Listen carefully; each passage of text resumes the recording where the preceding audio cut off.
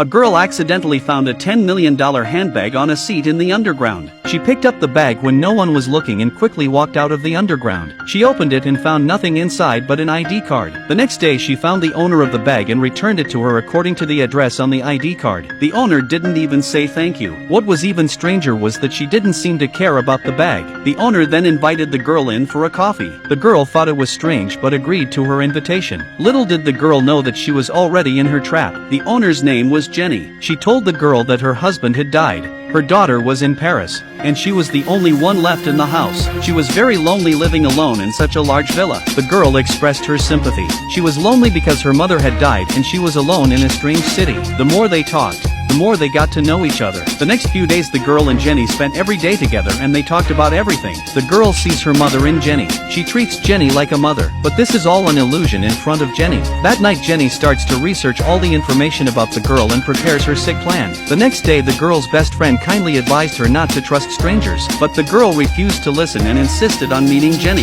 In the evening she arrives at Jenny's house for dinner. As she was reaching for a candle in the cupboard, she found a cupboard full of handbags identical to the one she had found. Each bag had a different name and mobile phone number written on it. Her name was among them. The girl was horrified. Her instincts told her she had been tricked by Jenny. The girl lied about her headache and quickly left Jenny's house. When she got home, she told her girlfriend the whole story. The girl suspected that Jenny had left her bag on the underground to lure good Samaritans to return it to her and then do something perverted to them. After this, the girl stopped seeing Jenny. But Jenny didn't let her go and bombarded her phone with texts and calls every day. Eventually Jenny went straight to the girl and pretended to look aggrieved and asked her why she was ignoring her. The girl told her that I had seen all the bags in your locker and that I had seen through your scheme. With that, the girl turned and left. But little did she know that Jenny's sick plan was just beginning. If you see this kind of bag worth millions on the underground, don't return it to the owner when you find it. This is because the owner deliberately left the bag on the underground seat in order to lure a nice girl to return it to her. Then he takes the opportunity to become friends with the girl. After gaining the girl's trust, he started to do some perverted things to her. The main character,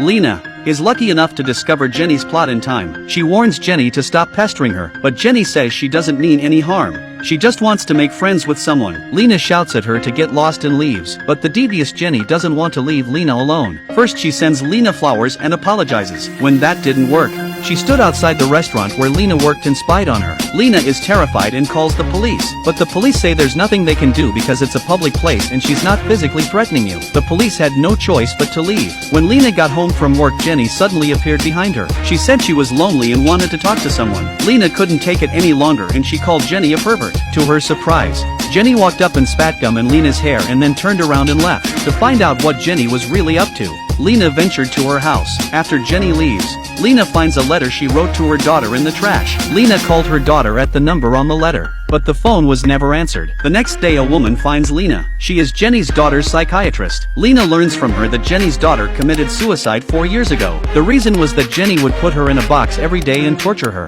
Knowing the truth, Lena's back went cold and she feared that Jenny would come back for her, so she talked to her best friend about what to do. She said you could go and apologize to her and then lie to her and tell her you were going away for a while. In the meantime, if Jenny can't get in touch with you, she'll be looking for another target. Lena thought this was a good idea. The next day she went to Jenny to apologize and lie to her that she was going on a trip. Little did she know that Jenny would see through Lena's lies right away. Then she charmed Lena into unconsciousness. She hailed a taxi, dragged Lena home and put her in a wooden box. College girl held captive in room by pervert. She grabbed a chair and slammed the door, but the pervert didn't care about her. She tries to jump out of the window but it's blocked too. Soon Lena finds a girl's student card on her desk. She deduces that the girl is probably dead. On the other hand, Jenny, the pervert, uses Lena's phone to send pictures of Lena's father and best friend on a trip to Lena, making them think that Lena was on a trip. A few days later the father couldn't reach Lena and came to her best friend's house looking for her. Only then did they realize something was wrong. The father immediately called a private detective to investigate Lena's whereabouts. The detective soon arrives at Jenny's house and Jenny lures him in. When Lena hears someone coming,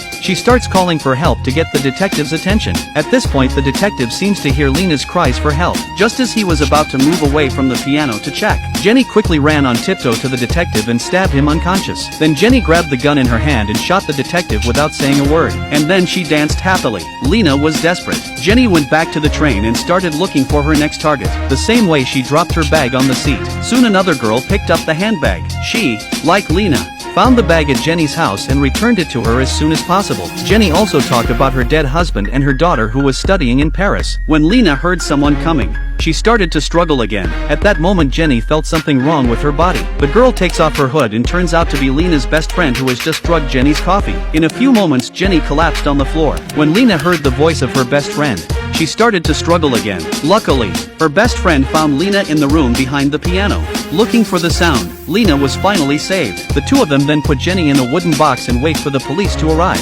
After watching this film, I just want to say never trust a stranger.